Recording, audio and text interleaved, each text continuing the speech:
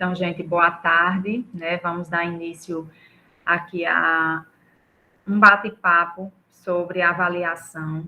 Vamos mostrar para vocês quais são os critérios que vocês vão utilizar para avaliar os projetos das feiras de ciências. Então, desde já agradecer o convite, Eli Carney, em nome também da 11ª DIREC, né? Como sempre, trazendo esses momentos formativos para os professores, né, os alunos e agora para os avaliadores que vão participar das feiras escolares. A gente costuma dizer que a feira de ciências mais importante é a feira da escola, né, porque é a feira que reúne a maior quantidade de projetos e todos podem participar da feira escolar, sem distinção, né? E é a partir dessa feira escolar que os projetos eles começam a ser melhorados até que eles cheguem à feira do semiárido, né, que é a nossa feira estadual. E eu vou mostrar para vocês os critérios, mas eu não vou falar única e simplesmente sobre os critérios. Eu vou falar sobre o que é que está atrás de cada critério. E ainda mais profundo, né? Eu vou mostrar para vocês o que é que a gente espera que esses projetos tenham. E o avaliador, né?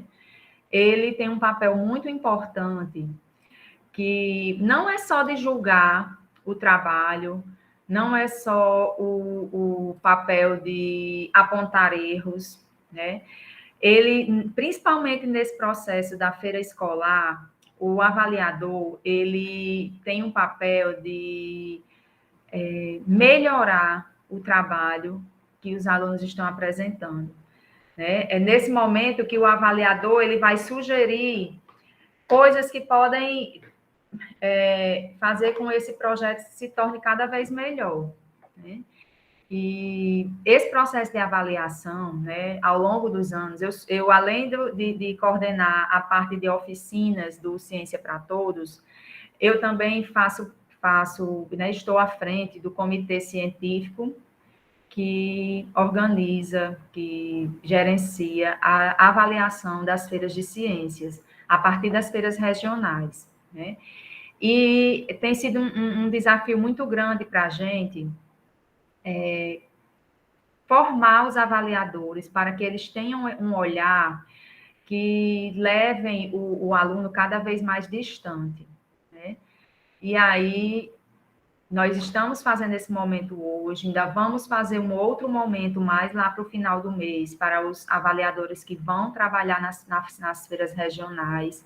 E quantas vezes for preciso, né, a gente vai estar falando sobre avaliação para que esse processo ele se torne se torne mais eficiente, de forma que os bons trabalhos não fiquem apenas nas feiras escolares, né, que eles vão para outras instâncias. E aí, gente, eu vou começar a apresentação falando sobre o que é o método científico, né? E por que é que eu estou aqui com vocês, né? Porque eu vou falar de avaliação com vocês, né? Eli Carna já falou que eu sou professora da UFESA e eu trabalho com feira de ciências desde 2007, né? Quando ainda não existia nem o Ciência para Todos, eu já trabalhava com feira de ciências e desde então eu me apaixonei por essa transformação que o método científico ele traz nas pessoas.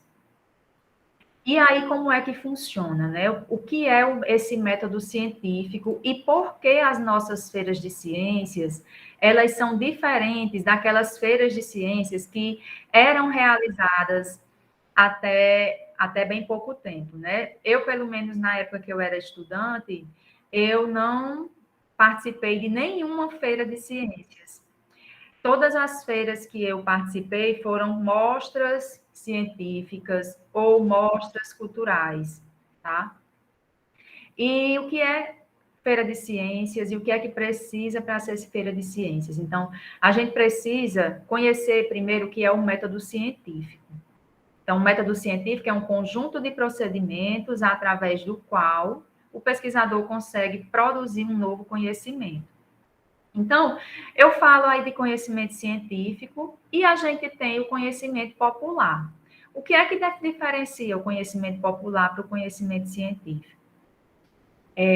Quando eu sistematizo, né, quando eu escrevo quais os procedimentos eu utilizei, eu estou deixando de que esse conhecimento que eu tenho, que eu adquiro, ele está deixando de ser popular e passando a ser científico.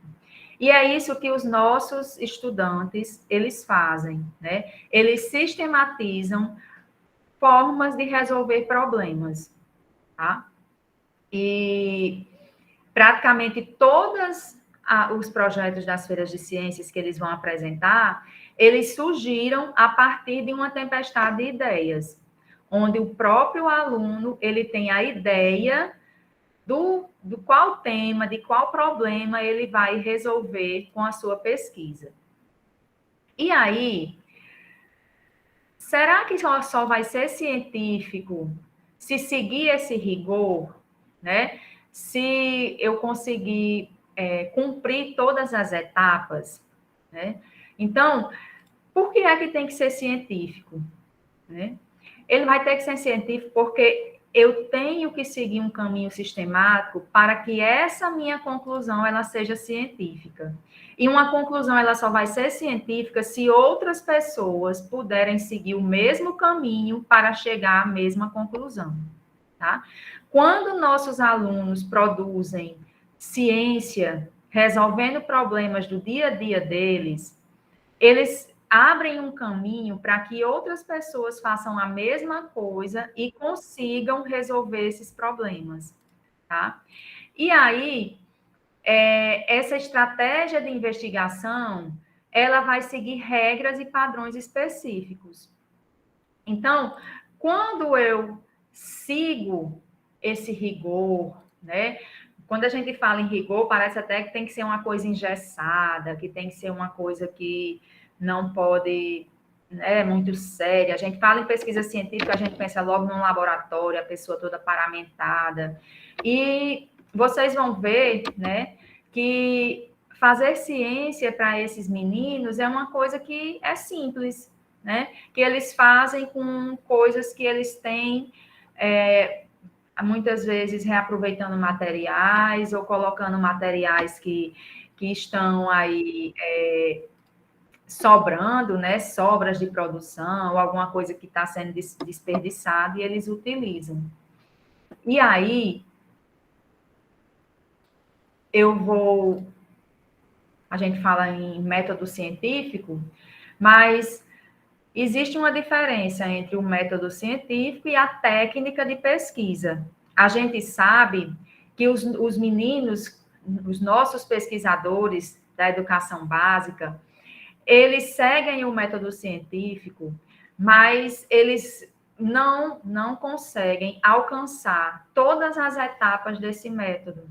Como, por exemplo, a gente observa que muitas vezes eles não conseguem fazer repetições, eles não conseguem aplicar uma estatística, mas nem por isso deixa de ser científico, tá? E aí, eu vou entender aqui qual é a diferença de método para técnica de pesquisa, né? Eu tenho um método científico e tenho uma técnica de pesquisa. Então, o método científico, eu mostro o que eu vou fazer. Já a técnica da pesquisa, eu vou explicar como é que eu vou fazer, tá? Então, a gente tem aí coisas diferentes, né? O método e a técnica. E aí, os nossos alunos, eles utilizam técnicas, né? Vamos dizer assim, bem diversas, para que eles consigam aplicar esse método científico, né? E aí, eu posso mostrar aqui um pouco quais são os tipos de pesquisa que nós temos. né? Nós temos pesquisa quanto aos objetos, quanto à abordagem e quanto ao procedimento. Vamos explicar cada um desses tipos, né? Então, quanto ao objeto da pesquisa, a minha pesquisa ela pode ser exploratória, ela pode ser descritiva ou explicativa.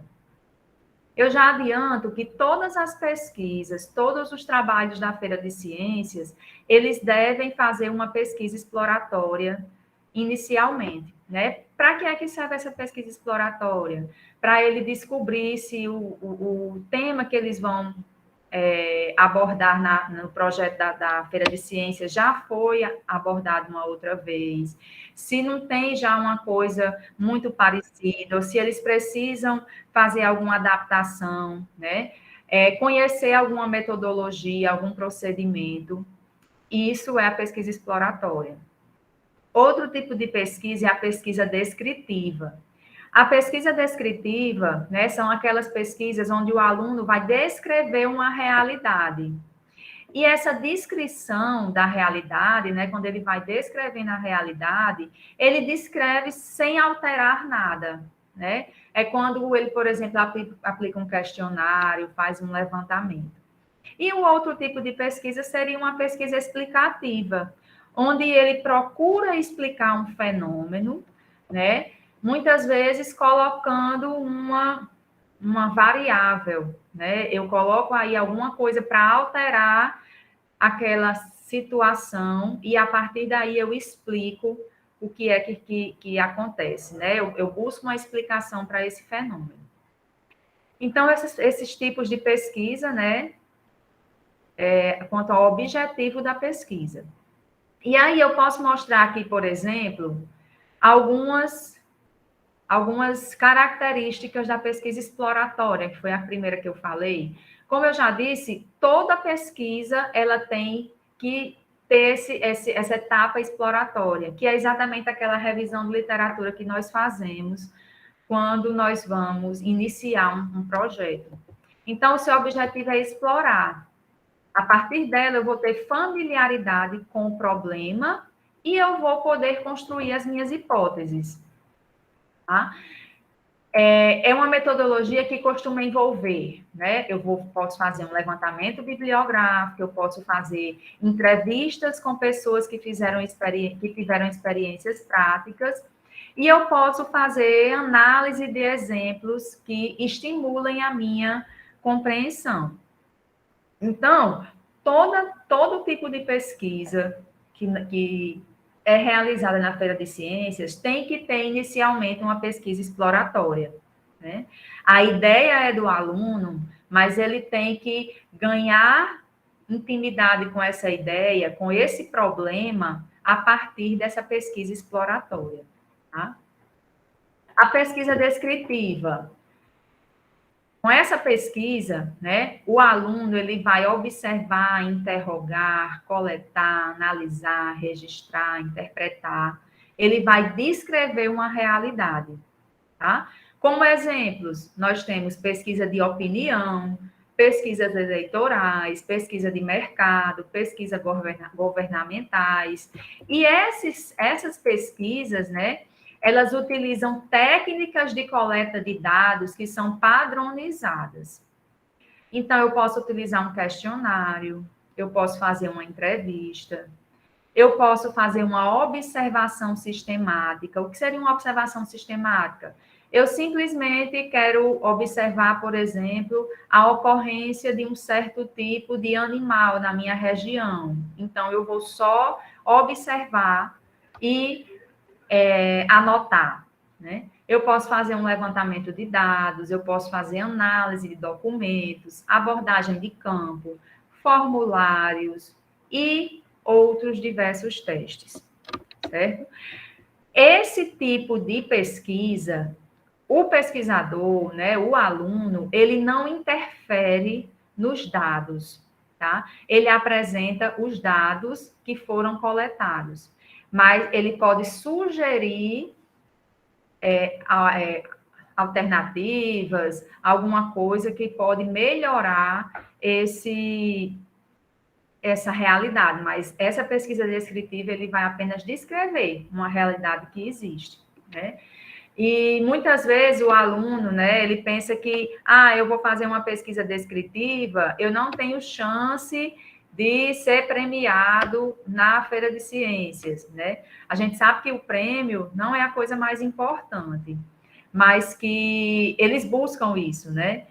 E é importante deixar claro que a pesquisa descritiva, ela é muito importante. E nós já tivemos vários tipos, vários projetos que foram pré-premiados, e o tipo desse projeto envolvia uma pesquisa descritiva. Então, o avaliador ele tem que ter um olhar para esse tipo de pesquisa, uma vez que Feira de Ciências não é só um projeto de engenharia que é feito, ou um experimento, né? O avaliador ele tem que ter um olhar especial para esses trabalhos que são feitos de forma, utilizando a pesquisa descritiva. Tá?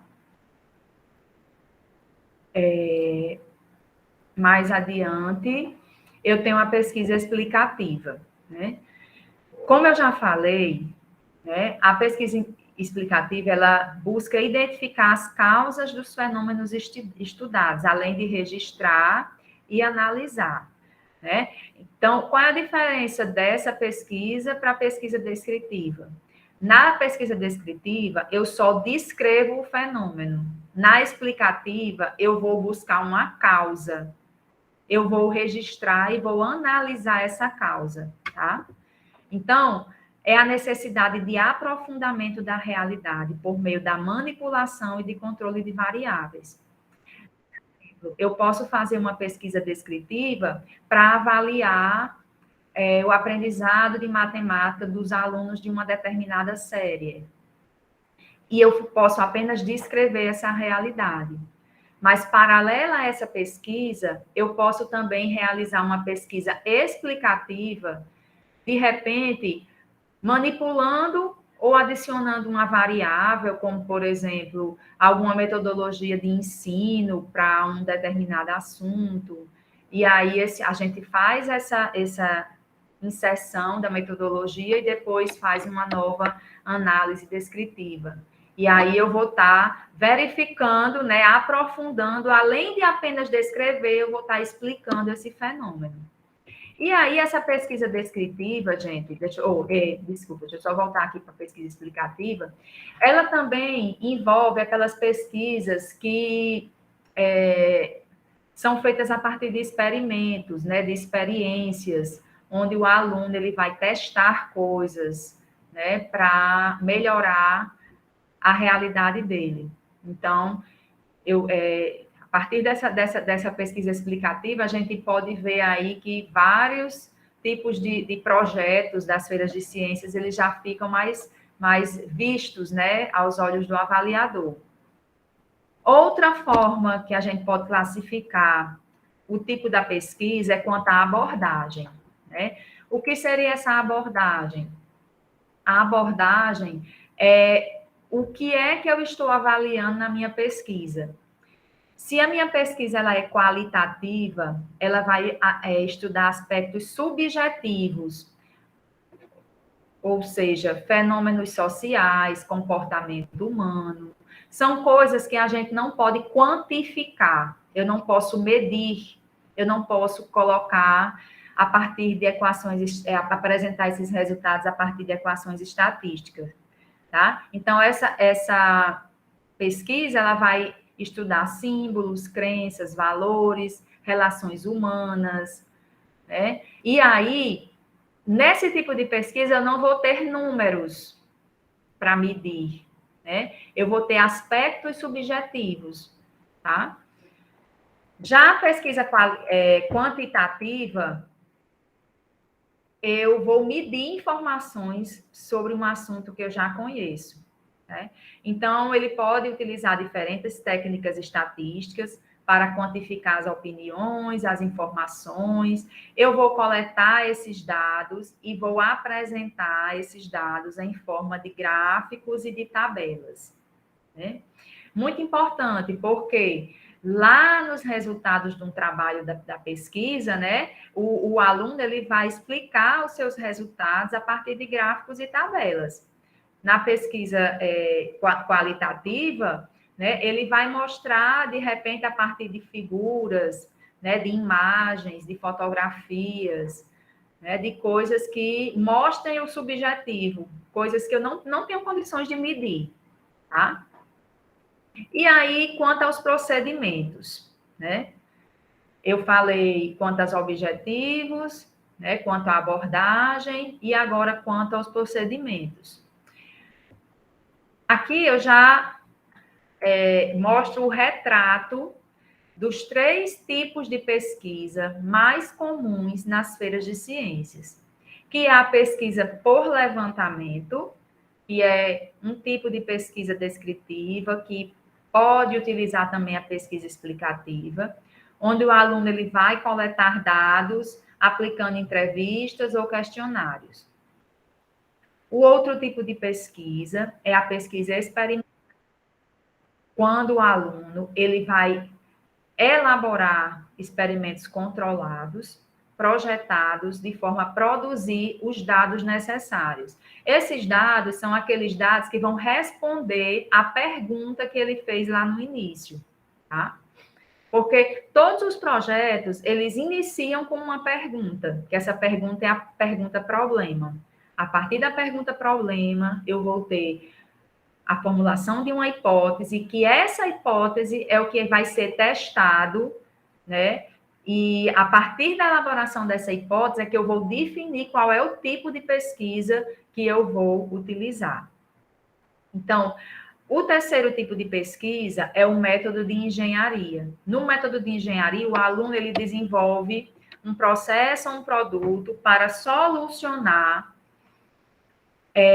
o problema ou servir de alternativa para um produto que já existe. Geralmente, os alunos, eles criam coisas com materiais recicláveis, ou então eles criam um aplicativo, criam um jogo, né? Um jogo para facilitar o entendimento de algum assunto, ou então para facilitar o aprendizado de pessoas com necessidades especiais. E aí, esse é o método de engenharia. Então, eu tenho aí os 3 tipos de pesquisa, que são os tipos mais comuns nas feiras de ciências. E para que eu possa executar cada uma desses tipos de pesquisa, eu vou ter uma série de etapas para seguir. E essas etapas, gente, variam em cada tipo de pesquisa, não são iguais as etapas, tá? Então, eu tenho, na pesquisa por levantamento, eu preciso formular o problema e construir a hipótese, eu preciso especificar os objetivos, operacionalizar conceitos e variáveis, elaborar um instrumento de coleta de dados, fazer o pré-teste desse instrumento, selecionar a amostra, coletar e verificar os dados, interpretar, analisar e apresentar os resultados. Tá? Então, eu preciso, por exemplo, definir, e nessa pesquisa aqui, principalmente, eu preciso ter o consentimento das pessoas que vão responder esse questionário, por exemplo, né? Se eu vou fazer um questionário, os alunos têm que estar atentos que as pessoas que responderam o questionário têm que preencher um termo de livre consentimento para que a pesquisa seja publicada. Apesar do nome dos atores, né, eles não vão aparecer, mas isso precisa ser registrado. E a questão da seleção da amostra também é muito importante, né? Saber quem é a minha população e saber se a minha amostra ela é representativa, tá? E assim, a gente sabe que nos trabalhos da Feira de Ciência, eles não chegam ao ideal do que seria uma pesquisa por levantamento, mas eles se aproximam muito. E com as dicas, as orientações que os avaliadores eles podem levar para os alunos, esse trabalho ele pode melhorar bastante. Então, se o avaliador já sabe que a pesquisa por levantamento ele tem que seguir essas etapas, o avaliador ele pode sugerir, né, que o aluno ele acrescente uma dessas etapas, caso a etapa ainda não tenha sido acrescentada ao trabalho, né? Pesquisa experimental, formulação de problema, a construção da hipótese, operacionalização das variáveis, eu tenho que definir o plano experimental, tenho que dizer, por exemplo, quem são os meus tratamentos, se eu vou ter repetições, se eu vou ter um controle, eu tenho que definir a minha metodologia, os materiais que eu vou utilizar, coletar os dados, analisar e interpretar os dados e apresentar as conclusões. Então, nesse tipo de pesquisa, o que é que a gente vê? Muitas vezes o aluno, ele não faz uma repetição, ou ele não faz um tratamento controle padrão. E aí o avaliador, ele pode sugerir, por exemplo, que o grupo, né, faça o trabalho, repita mais de uma vez, né? Que a repetição seja pelo menos 3 vezes, para que esse trabalho ele possa ter um caráter científico, né?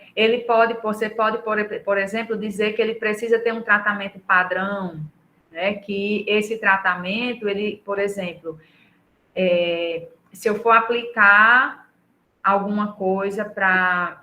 Eu gosto muito do meu exemplo das bananas, né? Para quem já assistiu minhas aulas, eu sempre falo da aplicação de cera de abelha nas bananas, né? Para que ela passe mais tempo pós-colheita. Então, se eu vou aplicar a cera de abelha na banana, eu tenho que ter, paralelo a essa aplicação, um tratamento onde não vai receber a cera de abelha, né? Para que eu possa fazer uma comparação desses resultados. E é importante que vocês orientem, que antes de vocês darem uma nota baixa para o aluno, né, que vocês façam essa orientação para eles, né, para que eles possam melhorar e possam ter a oportunidade, por exemplo, de levar o trabalho melhorado para a feira regional. Né? Então, as feiras escolares vão acontecer agora em julho, e as feiras regionais vão ser em agosto. Né? Então, vai ter um tempo aí para que eles possam estar melhorando. Finalizando a pesquisa experimental, vamos para o método de engenharia. Então, o método de engenharia, ele precisa identificar o problema, ele precisa fazer um modelo conceitual do processo ou do problema. Esse modelo conceitual é o que a gente pode caracterizar como sendo um protótipo, né? Um desenho, um esboço, um croquis do que seria esse modelo, né? Eles precisam fazer o modelo científico, né? Para, vamos dizer assim, ajustar esse modelo que era conceitual para características que sejam realmente aplicadas, né? Eles podem formular hipótese, né? É recomendável, mas não é obrigatório.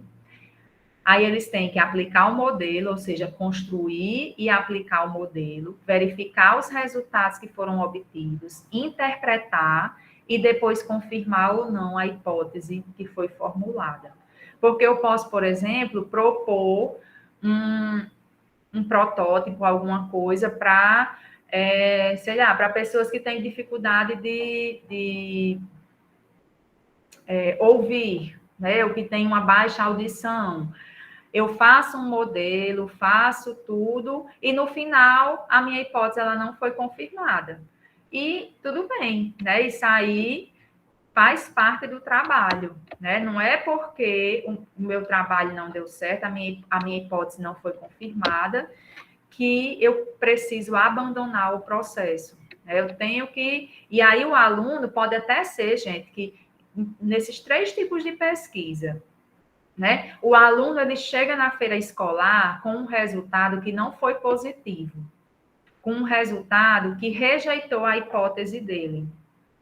E aí, durante o processo de avaliação, de apresentação do trabalho na feira escolar, ele pode ter a oportunidade de formular uma nova hipótese para testar e melhorar o trabalho dele. Eu falo isso, né? Não sei se tem alguém que estava aqui assistindo a aula que eu ministrei ontem à noite para o curso de orientadores, que eu citei o exemplo da minha tese de dissertação, né? Quando eu fui fazer a minha tese, a minha dissertação de mestrado, quer dizer, foi que aconteceu, eu formulei uma hipótese, tá? Que a água, né, o efluente que sai dos tanques dos peixes, né, da criação de peixes, ele poderia agir como um fertilizante natural para as plantas, porque ele é uma água rica em matéria orgânica e nutrientes. E aí, o que foi que aconteceu? Né? Eu simplesmente bombeei a água via irrigação para um cultivo de pimentão. Eu não previ, né, que fosse haver nada além, né, da melhoria do sistema lá de fertilidade, né, das plantas a partir dessa água. Só que no meio do processo ocorreu o entupimento dos gotejadores, porque essa água, ela era uma água rica em matéria orgânica e entupiu. Eu não previ isso e por conta disso a minha hipótese ela foi rejeitada. As plantas que eu irriguei com o efluente, elas foram, né, elas tiveram uma produtividade muito baixa.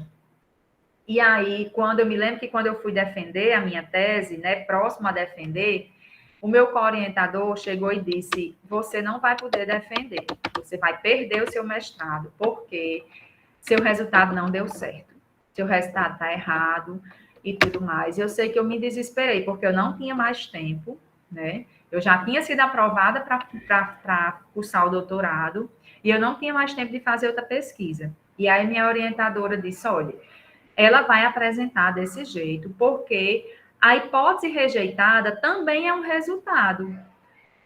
Então, o que é que acontece? A pessoa, de repente, tem a ideia de utilizar esse tipo de água e já sabe que não vai poder usar, por quê? Porque pode entupir o gotejador. Então, ele já não vai fazer, né? Sem utilizar nenhum processo.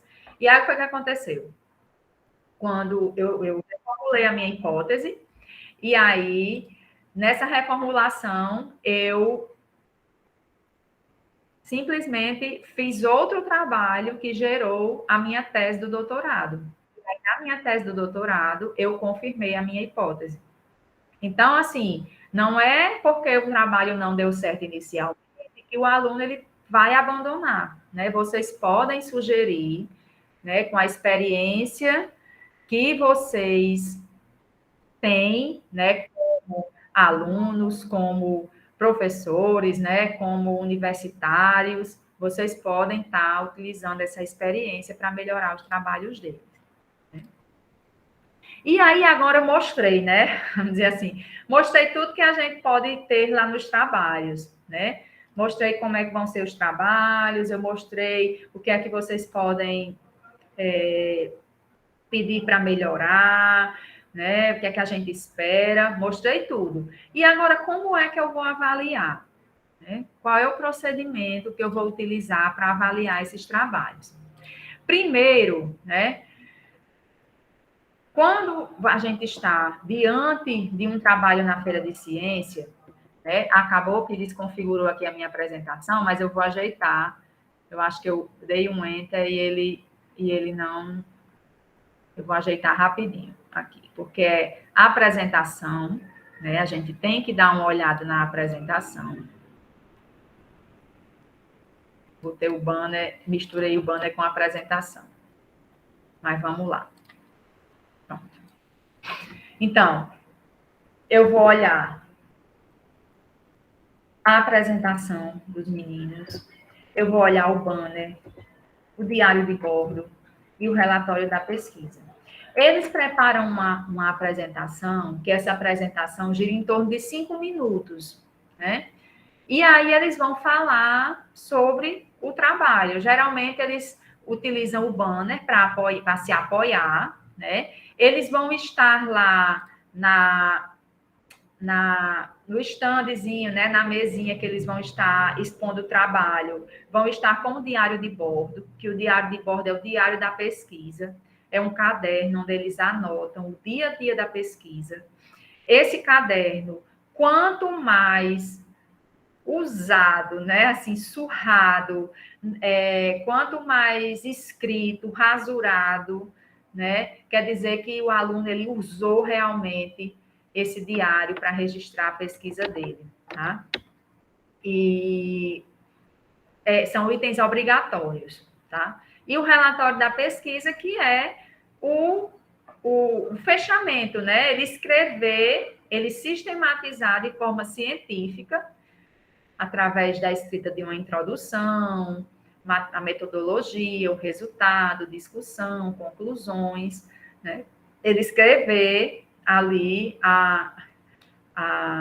vamos dizer assim, a pesquisa dele, o que foi que ele fez de forma científica, tá?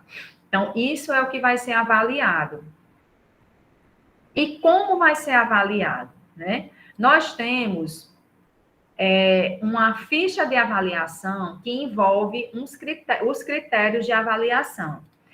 Eu não sei como é que vai funcionar na 11ª DIREC, né? Mas a ficha de avaliação é essa. Eu cortei aqui ela ao meio para que a gente possa entender, né? A ficha de avaliação, ela vai ter o código do avaliador, que esse código vocês vão receber um código para cada feira, né? E vão receber também uma lista de trabalhos que vão ser avaliados nessa feira. Cada trabalho vai ter um número de inscrição, e aí, para cada trabalho avaliado, vocês vão preencher uma ficha, tá? E vão colocar o código do avaliador e o código da inscrição. E aí, os critérios, eles são avaliados com conceitos que vão de 5 a 10, tá? Então, eu tenho o conceito 5, sendo fraco ou ausente, 6, regular, 7, bom, 8, ótimo, 9, excelente e 10, supera as expectativas.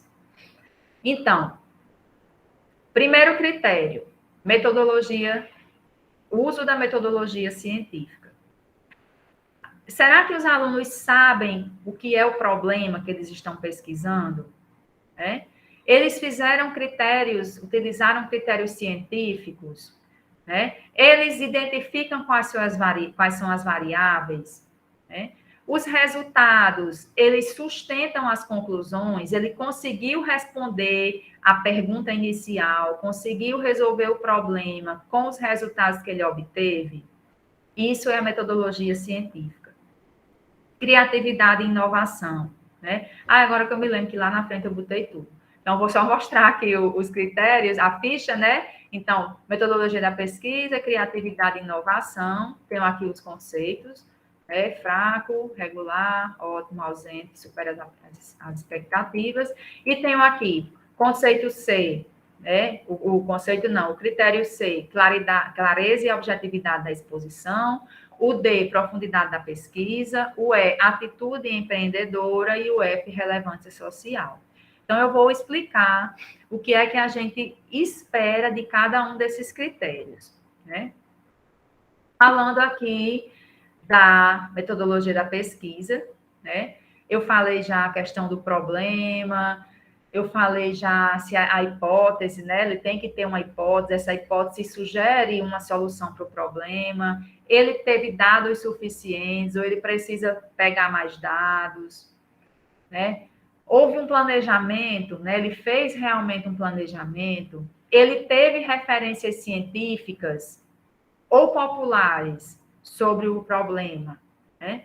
A gente pode trabalhar no sentido sempre, por exemplo, de verificar se essas referências foram científicas. Se não foram, sugerir que o aluno busque referências científicas, né? Vá lá no Google Escola, né? Ou no Google Acadêmico, faça pesquisa sobre o assunto, para que ele não traga só referências como vídeos no YouTube, ou alguma coisa como Wikipédia, né? Um blog, alguma coisa assim que não tenha caráter científico, tá?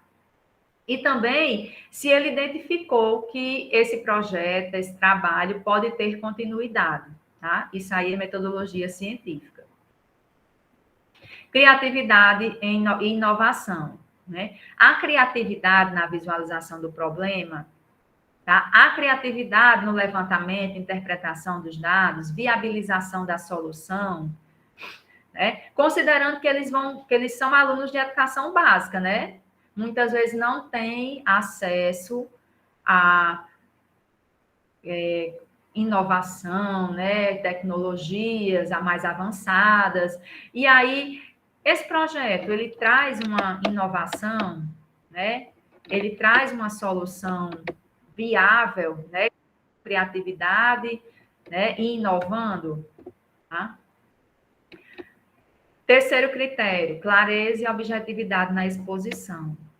A exposição deixa claros os objetivos, procedimentos e as conclusões. O material apresentado está claro, mostra todo o percurso do trabalho. Esse trabalho, ele é possível, passível, né, de ser colocado em prática, tá? Isso aí é o que é analisado na clareza e profundidade. A clareza e objetividade. Na profundidade da pesquisa, a meta foi concluída dentro do previsto? O estudante conhece outras soluções, teorias? Quanto tempo o aluno levou para desenvolver o trabalho? A gente tem que levar isso em consideração, gente, porque muitos alunos fazem o trabalho em 2, 3 dias, né? E às vezes esse tempo não é suficiente para aprofundar a pesquisa. Tá? As conclusões, elas se baseiam em um único experimento ou em vários. A gente observa que tem trabalhos que executam vários experimentos para ter suas conclusões. Né? As anotações do diário de bordo, elas foram bem aproveitadas no relatório? Quanto? Né? E aí eu tenho uma observação com relação ao diário de bordo. Né? Esse último mês eu passei uns dias de férias, e aí eu aproveitei para assistir, que eu nunca tinha assistido, né? O documentário Science Fair, da NetGeo, né? National Geographic. E nesse documentário, ele fala sobre alunos que fazem trabalhos de feira de ciências e apresentam nas maiores feiras internacionais que nós temos. E aí ele mostra alunos que vão para a ISEF, que é aquela feira internacional, que inclusive nós tivemos uma aluna aqui da 12ª Direc que foi para a ISEF esse ano, né, a Sabrina, e ela levou um trabalho lá para a ISEF. E nesse documentário, ele mostrou o diário de bordo de alguns alunos. Gente, o diário de bordo não é um livrinho como esse aqui, né? Geralmente a gente vê os alunos fazem um caderno tipo brochura, né? Um caderno, não é como esse que eu tenho aqui, que pode arrancar a folha. É um caderno que não se arranca a folha. E eles utilizam um caderno desse. Na AISEF, eu sei que é um outro nível de feira de ciências, mas que não é tão distante de nós, porque nós já tivemos vários alunos das nossas feiras que foram para a AISEF. Então, não é distante da nossa realidade. Mas o diário de bordo deles eram volumes, como se fossem várias resmas de papel, né? Era aqueles fichários cheios de papel, quer dizer que eles anotam tudo. E o aluno, né, a gente tem feito um trabalho para que o aluno cada vez mais anote nesses diários de bordo. Vocês vão encontrar diários de bordos excelentes, mas também vocês vão encontrar diários de bordos que precisam ser melhorados. Tá? E vocês podem sugerir isso para que eles escrevam mais no diário de bordo. O diário de bordo ele não precisa ser criado e escrito nas vésperas da feira, tá? Ele tem que ser construído aí ao longo do tempo. E também, dentro de profundidade de pesquisa, qual é o grau de solução do problema? Ele foi bem solucionado ou não, tá? Passando aqui adiante, nós temos a atitude empreendedora. O que é essa atitude empreendedora? Tá? Até bem pouco tempo, essa atitude empreendedora ela era ligada ao empreendedorismo, o ato do aluno fazer alguma coisa que gere renda, tá? Você ainda pode analisar sobre essa ótica, mas também você pode analisar a atitude empreendedora do aluno. Ele teve iniciativa, ele foi perseverante, ele se planejou, ele buscou uma rede de contatos que pudesse auxiliá-lo durante a execução do trabalho, né? Ele correu, foi vamos dizer assim, em uma universidade, foi em algum local para viabilizar algum tipo de análise, né? Isso aí é uma atitude empreendedora, tá? Que ele foi atrás para que desse certo. Relevância social, né? A maioria dos nossos trabalhos tem uma relevância social que é assim, isso aí a gente não pode nem questionar, mas esse trabalho, ele tem conexão com o contexto social do aluno, ele tem potencial de mudar a realidade da comunidade, ele pode ser colocado em prática, né? Isso é a relevância social. Para que a gente observe, né, que os trabalhos das feiras de ciências, que são organizadas, né, a partir da metodologia científica ao alcance de todos, que é o que nós trabalhamos no Ciência para Todos, eles têm esse caráter social muito grande, porque o aluno, ele observa ao redor e ele busca alternativas, soluções para problemas que são dele, não é problema do mundo, né? Indiretamente é um problema do mundo, mas é um problema que está ali próximo dele, né? Então, a gente vê esse contexto social muito forte, tá certo? E a gente fala também, né? Falei aí dos critérios da feira grande, dos grandes, né? E aí vou falar um pouco sobre a feira aqui.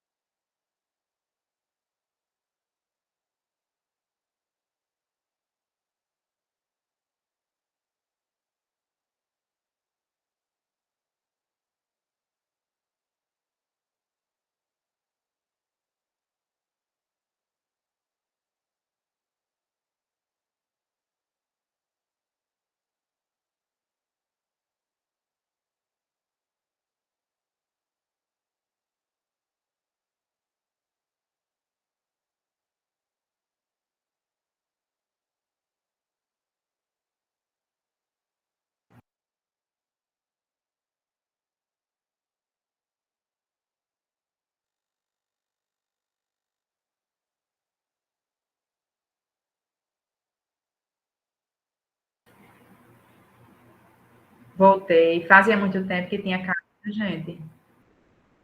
Pronto, voltou. Sim, tá certo. Então, eu acho que foi bem rapidinho. A internet aqui na UFES está um pouco ruim hoje, está oscilando. Então, deixa só eu retomar aqui a apresentação. Pronto, então eu vou falar aqui só do finalzinho da avaliação Kids, né? Pode ser que tenha se perdido aí. Na Feira Kids, que é diferente da Feira dos Maiores, a gente não vai avaliar todos os critérios, avalia a metodologia científica, a apresentação e exposição do trabalho e diário de bordo. Na metodologia científica, a gente vai avaliar a questão exploratória, né? Como foi que ele explorou esse tema? Geralmente, eles fazem uma maquete, Geralmente eles fazem um banner, não é obrigatório, mas eles fazem, né? E aí eles exploram um tema. E é completamente diferente da forma da avaliação da feira dos maiores, tá?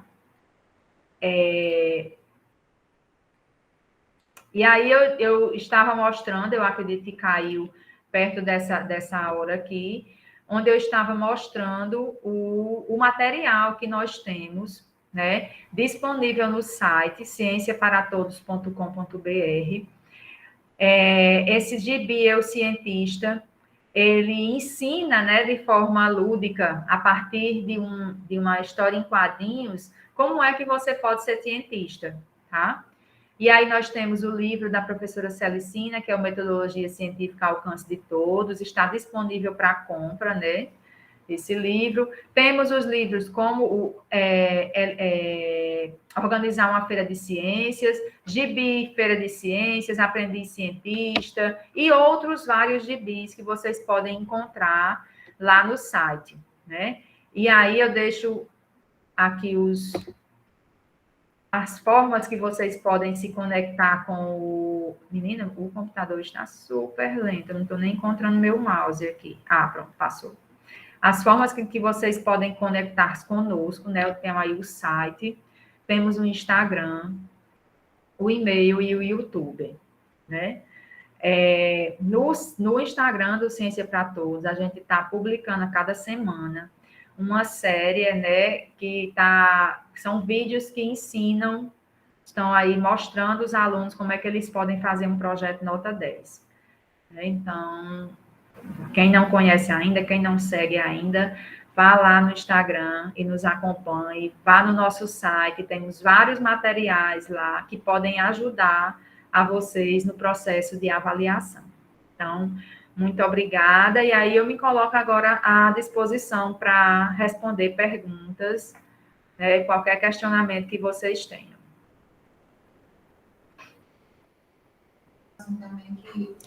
Bom, Cibele, sua internet caiu e eu fiquei aqui demonizando a nossa, viu? Porque como a nossa já amanheceu o dia dando problema, eu achei que tinha sido aqui. A nossa aqui caiu minutos antes de eu começar. Aí eu liguei o cabo, né, no notebook e perguntei se lá no LAC tinha internet. Aí o pessoal disse que tem. Eu digo, menino, se não der certo aqui, eu corro já lá para o LAC, mas deu certo, né? Só caiu no finalzinho, graças a Deus. Ótimo.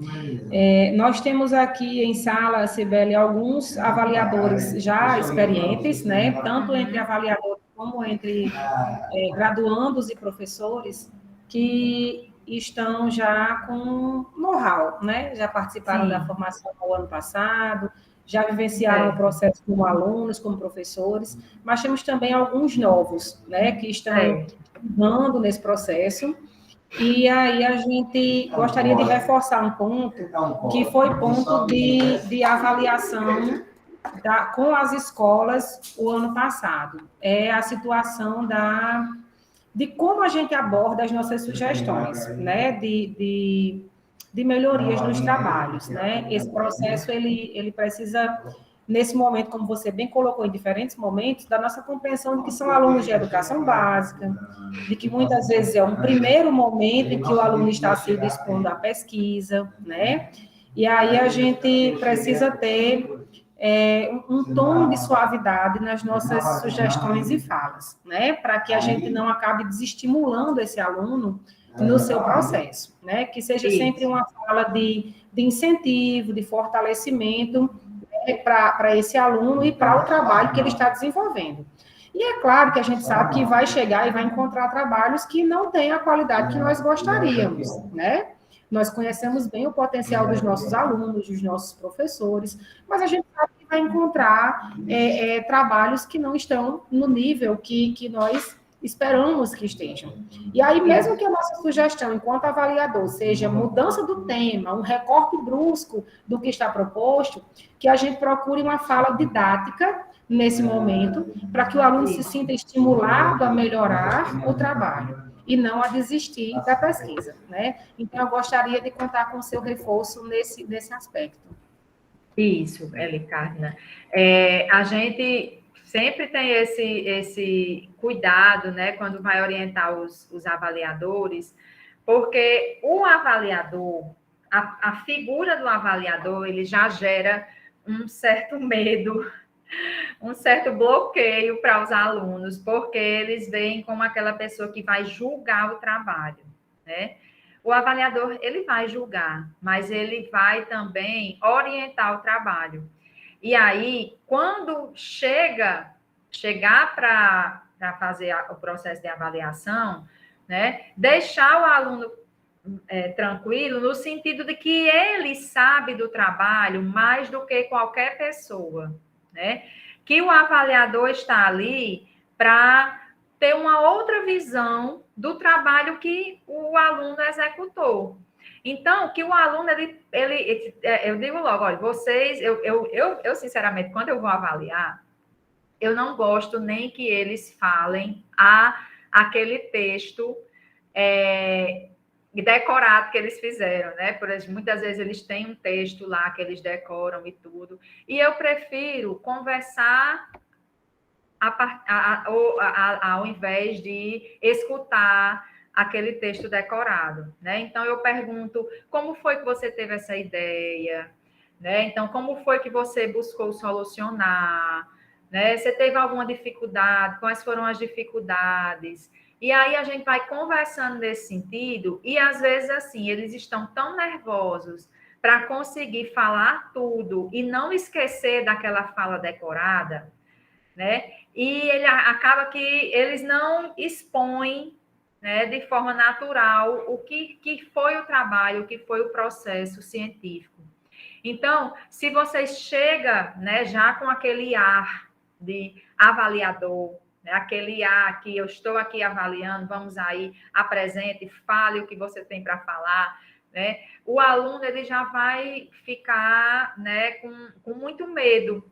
E aí, quando eu percebo que o aluno ele está nervoso, eu começo a conversar. Eu digo, olha, não precisa você falar o que você decorou. Vamos conversar aqui sobre o seu trabalho. Como foi que você teve essa ideia? Essa ideia foi a partir de algum problema que você vivencia, né? E aí ele começa a falar de forma mais tranquila.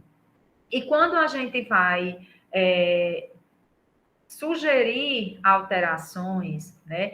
Que essas alterações, gente, a Elicarna até falou aí, uma mudança brusca de, né? A gente tem que evitar ao máximo que essas mudanças bruscas elas sejam sugeridas, né? A gente pode sugerir coisas pontuais que podem melhorar. Se a mudança necessária for uma mudança muito brusca, é melhor a gente nem falar, certo? É melhor a gente não externar, porque aquilo ali pode vir para eles como sendo uma coisa que o trabalho deles não prestou, não funcionou. Né? Então é melhor, olha, parabéns, vocês apresentaram bem, o trabalho está muito legal e tudo. Se a mudança for muito grande, eu sinceramente eu acho melhor não intervir. As intervenções, as sugestões, elas devem ser sugestões que são com relação, por exemplo, a uma metodologia, fazer uma pequena alteração, por exemplo, um pequeno teste. Se você já pensou de tal forma, se você não fez, se der certo, você faça, porque eu acho que pode ficar legal, né? Ou você não fez uma repetição, o que é que você acha de você fazer novamente? E no lugar de você fazer só uma vez, você repetir 3, né? Ou então, ele fez um questionário, ele aplicou só com uma pessoa, 2 pessoas. Então, será que não seria interessante você encontrar mais pessoas para você pegar outras opiniões? Né? E assim, sempre falando em forma de perguntas, né? Eu gosto de trazer, quando eu vou, estou em sala de aula, eu estou falando sobre questão eu estou avaliando, né? Eu sempre trago mais perguntas do que respostas, né? Então eu chego para ele e digo, será que não seria melhor se você fizesse assim? Você já viu por esse outro lado?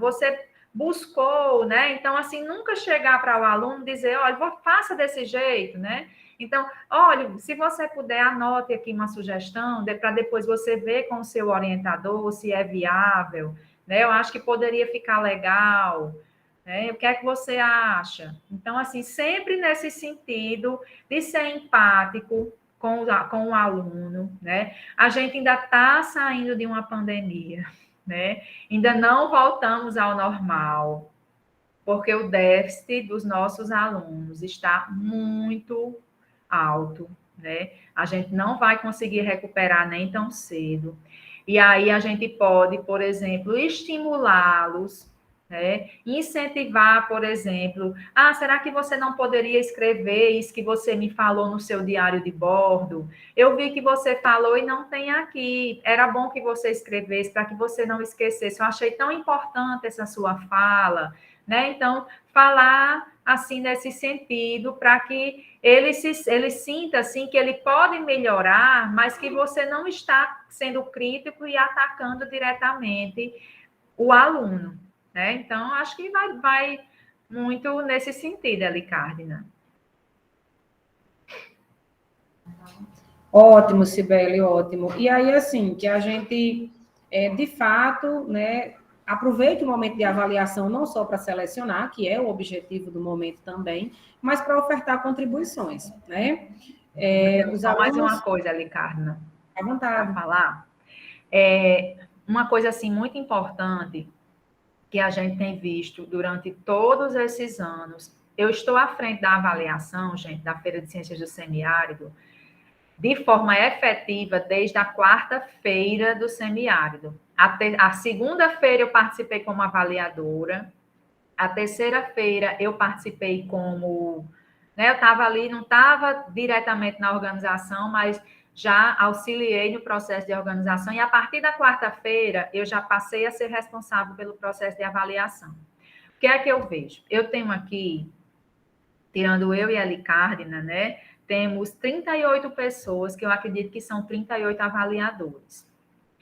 Então, quando o avaliador ele se propõe, é um ato voluntário, né? O avaliador ele vai avaliar de forma voluntária.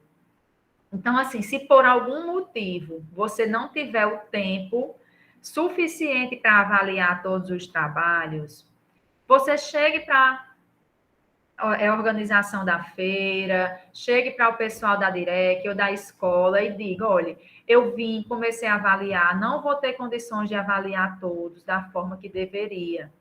Então, a coordenação, pessoal da Direc vai ver a melhor solução para avaliar os trabalhos que não foram avaliados. Por que eu digo isso, gente? Porque a gente vê que tem avaliadores, né? Espero que não tenha nenhum aqui, de que a 11ª Direc não tenha essa experiência que a gente já teve várias vezes, que o avaliador chega para avaliar com um tempo curtíssimo, né? Por exemplo, só tenho meia hora para avaliar, eu vou avaliar logo bem rapidinho, e acaba que ele não avalia de forma tranquila. E assim, a gente conta muito com o trabalho dos avaliadores e a gente confia nos avaliadores que estão fazendo esse serviço, né? Essa prestação de serviço, né? Esse olhar que é como se fossem os meus olhos olhando para os trabalhos dos meninos. Então, assim, se você no dia não puder, hoje eu só não vou ter o tempo suficiente, ou eu não estou bem para avaliar, e é melhor você chegar e dizer que não pode, do que você ir fazer um processo de avaliação que vai ser feito de qualquer jeito, de qualquer forma, e você acaba prejudicando um aluno, prejudicando um grupo de alunos que poderia, né, ser bem sucedido mais lá na frente, tá? Isso. E aí, Cibele, como a gente estava colocando, os meninos, eles têm, inicialmente, esse temor pelo avaliador, né? E aí tem aluno que se sente mal mesmo, pressão baixa, né? Fica nervoso, dá o tal do branco. Então, a gente precisa ter sensibilidade mesmo e empatia nesse momento para tentar tranquilizar o aluno, né?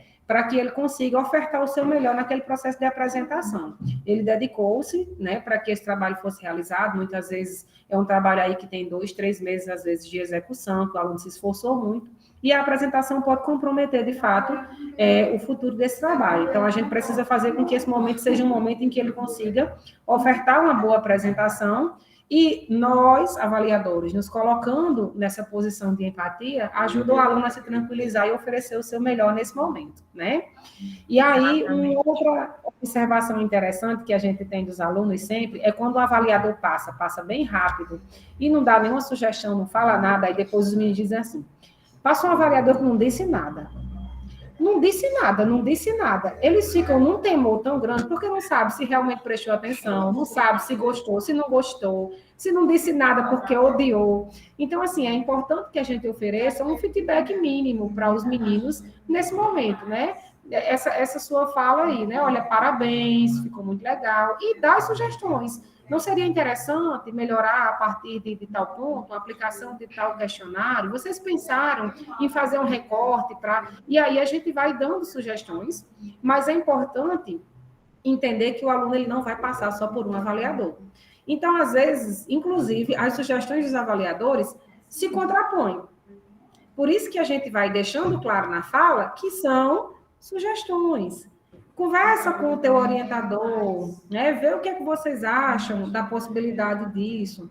E aí vá anotando essas sugestões, né, para que o aluno se sinta à vontade e não entenda que é uma reprovação do trabalho que está sendo por ele desenvolvido, né? Mas que são sugestões para que ele possa melhorar, né? E aí, como o Cibele bem colocou, a gente ainda está vivendo os reflexos do período de pandemia, né? É preciso lembrar que os meninos que chegaram no médio, eles pularam metade dos anos finais do ensino fundamental, que eram tão importantes, né, no fortalecimento aí de algumas competências essenciais para o médio, e eles chegaram no médio de supetão.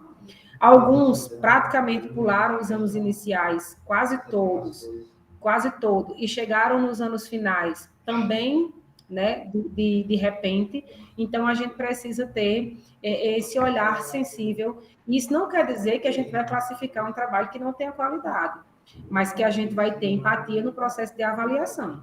A gente vai seguir os critérios que estão aqui colocados, mas a gente vai ter empatia nessa relação com os meninos durante a apresentação, né? E aí, daqueles que a gente passou e viu, a gente vai pontuando, né, a partir dos critérios colocados, aqueles que a gente considera que tem condições de seguir para uma próxima etapa, não é? Josiane levantou a mão. Antes de Josiane falar, para que eu não me esqueça aqui, nós, nas avaliações que nós fazemos, nas feiras regionais, principalmente, a gente gosta de perguntar quando o avaliador ele vai devolver a pasta, se teve algum trabalho que ele achou interessante, sabe, Elicardna? E eu acho que isso é uma coisa que vocês também podem fazer. Teve algum trabalho que você achou interessante, né? E eles, pelo menos, nomear qual foi o trabalho, para que a gente possa, tipo assim, tomar nota desse trabalho e depois verificar realmente que, às vezes, um avaliador acha interessante, outros não acham, né? E aí acaba que, nas médias das notas, o trabalho deixa de ir porque os outros não tiveram o mesmo olhar, né? Então, que vocês também observem, né, trabalhos que são interessantes e apontem esses trabalhos para a organização da feira, né, da avaliação. Josiane, pode falar, Josiane.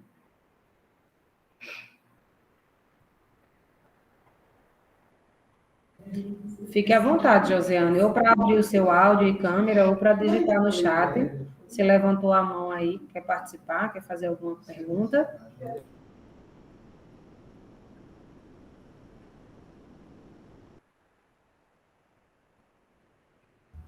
Acho que ela levantou a mão sem querer, né? Deve ter sido. Né? Bom, e aí, acredito que sem perguntas no chat, né? Josiane fez só um reforço aí para aquela fala em relação a uma fala respeitosa, né, para os alunos. E aí eu vou só fazer alguns informes aqui. Amanhã, pessoal, sai a publicação da convocação, né? A gente precisou prorrogar até às 13 horas o formulário o formulário ficou aberto até às 13 horas, então a gente vai tabular agora, conferir a documentação que vocês encaminharam e vai fazer, então, amanhã a publicação da convocação dos avaliadores. E aí, como já foi colocado lá na cartinha que vocês, né, receberam nesse processo, e nós vamos também reforçar através do e-mail, o cronograma efetivo a gente só vai ter na próxima semana. As escolas estão fazendo as inscrições